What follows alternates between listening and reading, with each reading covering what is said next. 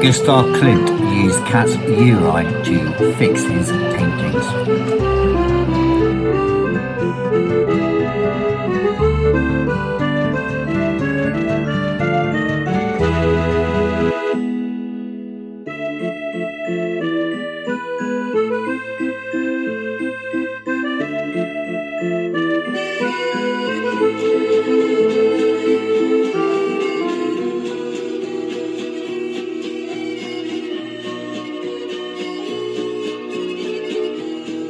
Well, let's look at Gustav Klimt.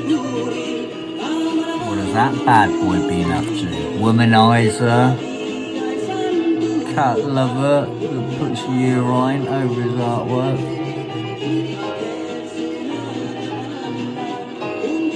And we're going to find that out.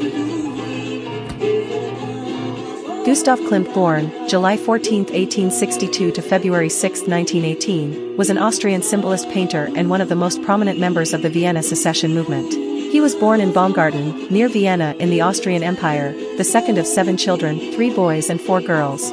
His mother, Anna Klimt, had an unrealized ambition to be a musical performer.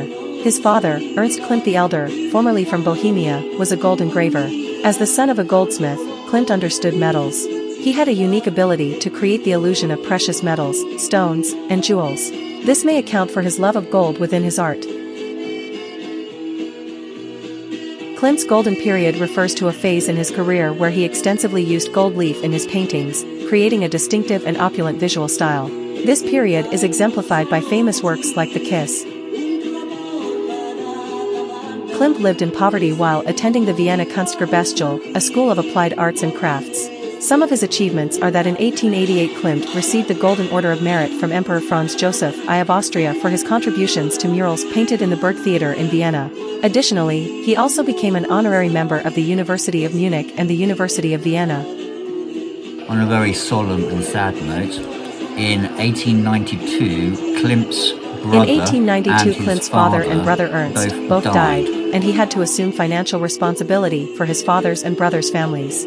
The tragedies also affected his artistic vision, and soon he would move towards a new personal style. In the early 1890s Klimt met Austrian fashion designer Emily Louise Floge, a sibling of his sister-in-law, who was to be his companion until the end of his life.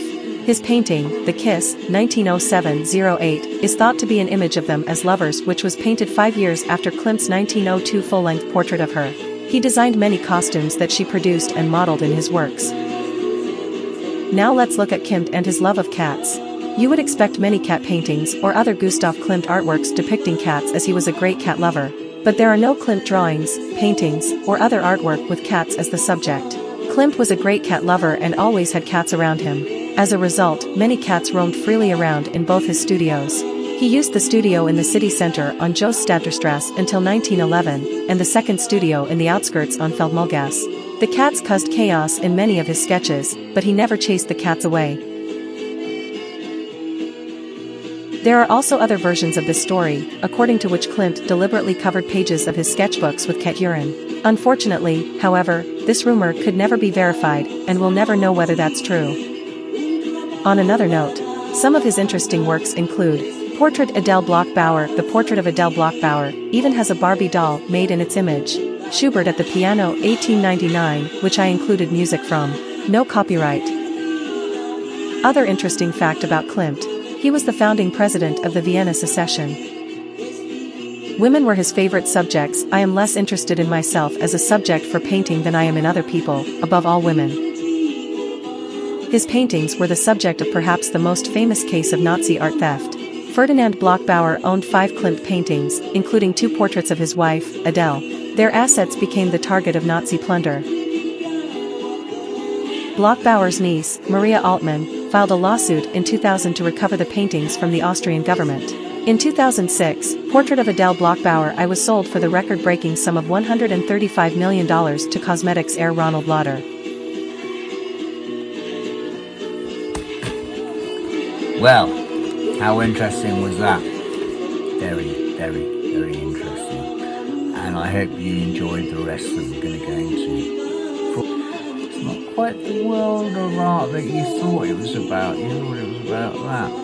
Anyway, I'm going to leave you with one little last saying that I was told. Like Adam and Eve in the Garden of Eden, nothing given freely is fully appreciated. So think about that. It's fake, by the way. Yeah, it is fake. Join on my journey of a confused artist, because we're discovering so much. It's like British against the world, unite together.